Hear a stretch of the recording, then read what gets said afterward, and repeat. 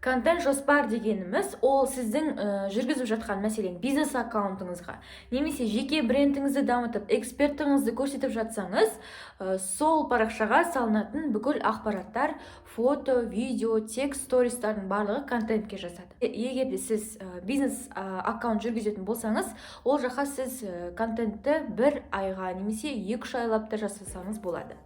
Әртүрлі, яғни клиентке байланысты. Мәселен, кейбір жағдайларда клиент сізге контент жоспарды 3 айға, 1 айға жасатуды сұрайды.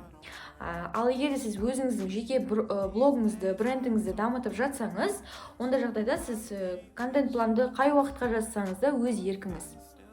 Контент план қалай жасалады?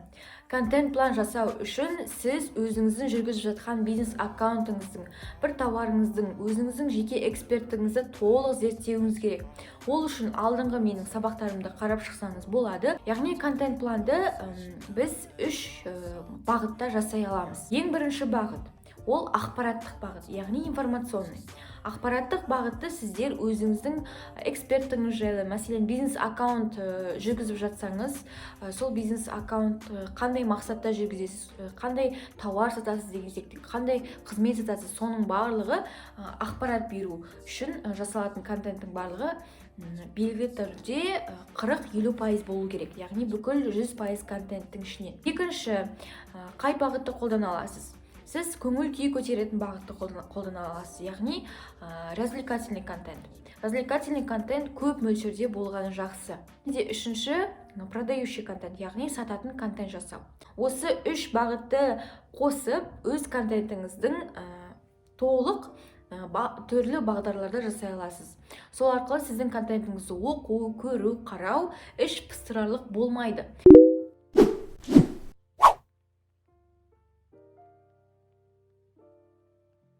Ендігі мәселе, контент планның уақыты, қай уақытқа жасаған дұрыс? Контент планды жасау уақыты негізі әр парақшаға жеке белгіленуі тиіс. Ол үшін сізге жүргізіп жатқан парақшаңызды толық зерттеуіңіз керек, өзіңізге арнап белгілі тақырыптар жазуыңыз керек, не айтылу керек тақырыптар, жеке аудитория білу керек тақырыптарды жазып аласыз тізімін. Екінші, рубрикалар ойлап табасыз, яғни рубрика дегеніміз ол алдыңғы видеода айтып кеткен болатынмын. Ол үнемі қайталанып тұратын, өзіңіздің аудиторияңыздың есінде қалатын берілетін ақпараттар, немесе жайттар. Оның рубрикаға жатқызамыз, яғни бірінші ақпараттар тізімі, екінші рубрикалар ойлап табу, және де үшінші ол міндетті түрде сіз өзіңіздің парақшаңызда тікелей эфирлер, конкурстар, розыгрыштар, белгілі түрде сіздің аудиторияңызды кері байланысқа шақыратын әрекеттер жасап тұруыңыз керек. Контент жоспардың тұжырымы түсінікті болды деп ойлаймын. Контент жоспарды қай жерде жасау керек? Мәселен, көп кісілер Excelді қолдануы мүмкін, немесе мен бастапқыда блокнотты қолданатынмын, яғни блокнотқа қай күні, қай уақытта және де қандай тақырыптар шығу керек, сторисқа, постқа деген секілді қандай конкурстар ұйымдастырылу керек, оның барлығын мен блокнотқа жазатынмын, және де мен бас қатырып отырмайтынмын, ертең мен не саламын, ар күні не саламын, бір аптадан кейін не саламын. Менің ол жоспардың барлығы блокнотының ішінде тұратын. Өте ыңғайлы қосымша шықты, ол SMM планер. Шықты дегенде қалай? Ол баяғыдан бар, бірақ оны қолданатын адамдар өте аз. SMM планердің ең жақсы жақтары, яғни ол жақта сіз қандай пост салыну керек екенін, қай уақытта, қай күнде, стористі, посттың барлығын белгілей аласыз. Өте ыңғайлы қосымша.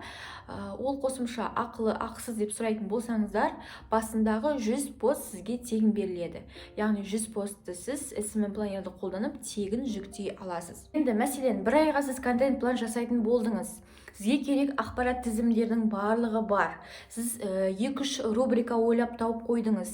Сіз айына 1 рет ұйымдастыратын конкурсты да ойлап қойдыңыз. Енді ол ақпараттың барлығын алып, белгілі күнге белгілі уақытқа қойып шығу керек. Мәселен, дүйсенбі күні мен мына постты шығарамын, ол үшін мен мына сторис шығарамын, келесі сейсенбі күні мен мына постты, мына сторис шығарамын. Содан кейін 2-3 аптадан кейін осылай жүргізіп келе, соңғы аптаның жұмасында мен мынандай конкурс ұйымдастырамын. Және де ол конкурстың нәтижесі мынандай болу керек. Нәтижесінде осы 1 ай жүргізгенде бізде қосымша 100 оқырман, тірі оқырман қосылу керек деген секілді. Осымен контент жоспар жайлы ақпарат түсінікті болды деп ойлаймын. Сіздерге видео ұнаса лайк қойып, астында пікір қалдырыңыздар. Сіздермен болған қазақша ісімі, мен есім Майолым. Келесі сабақта көріскенше.